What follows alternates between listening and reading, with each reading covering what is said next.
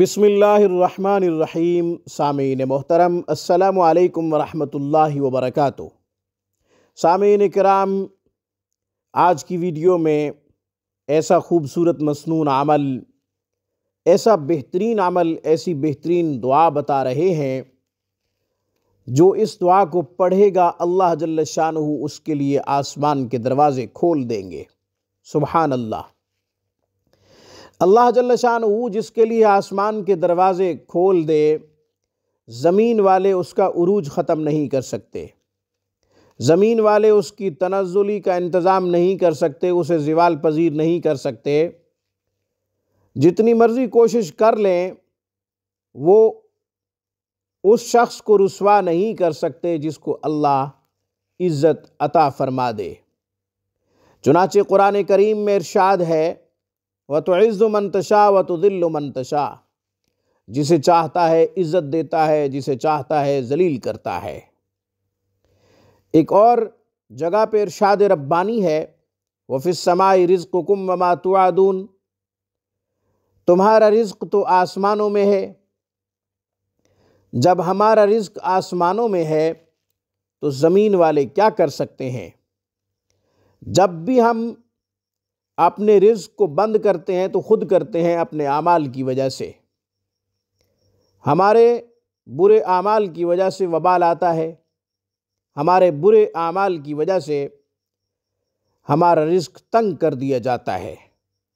چنانچہ ایک اور جگہ پہ ارشاد ربانی ہے، من اعرض عن ذکری فإن له معیشة ضنکا وَنَحْشُرُهُ يَوْمَ الْقِيَامَةِ أَعْمَى، فرمایا جس نے میری نافرمانی کی، جس نے میرے احکام سے اعراض کیا، فَإِنَّ لَهُ مَعِيشَةً ضَنْكَا، اس کے لیے اس کی معیشت کو تنگ کر دیتے ہیں، اس کے رزق کو تنگ کر دیتے ہیں۔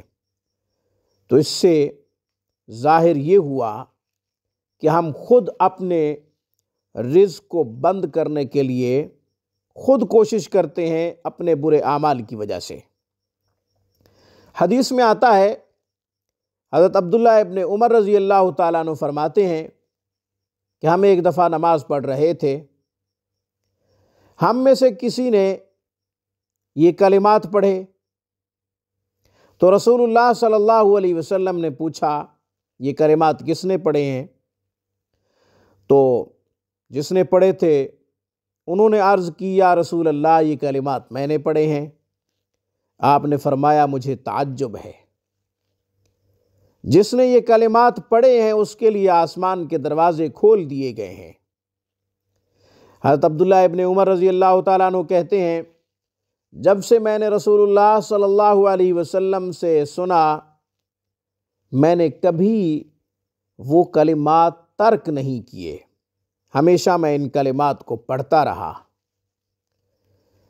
بندہ کے نزدیک جو شخص یہ کلمات روزانہ پڑھے گا، 3 دفعہ، 7 دفعہ، 11 دفعہ، یا پھر کثرت سے پڑھے گا، اللہ اس کو حیران کن عروج عطا فرمائیں گے، رزق کی وسعت عطا فرمائیں گے، شمال، جنوب، مشرق و مغرب سے اس کے لیے رزق کے دروازے کھول دیں گے، یہاں تک کہ اس کے لیے آسمان کے دروازے کھل جائیں گے۔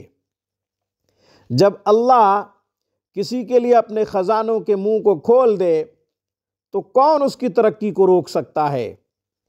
کون اس کے عروج کو زوال میں بدل سکتا ہے؟ اس کی ترقی میں کوئی چیز رکاوٹ نہیں بن سکتی۔ جس کے لیے اللہ جل شانہ اپنی رحمتوں کے دروازے کھول دے، آسمان کے دروازے کھول دے۔ میں ایک چھوٹی سی مثال دیتا ہوں، جب بارش برستی ہے، بادل برستے ہیں، جب تک اللہ جل شانہ بادلوں کا منہ بند نہ کرے، کوئی شخص پانی کو نہیں روک سکتا، بادلوں کے منہ کو بند نہیں کر سکتا۔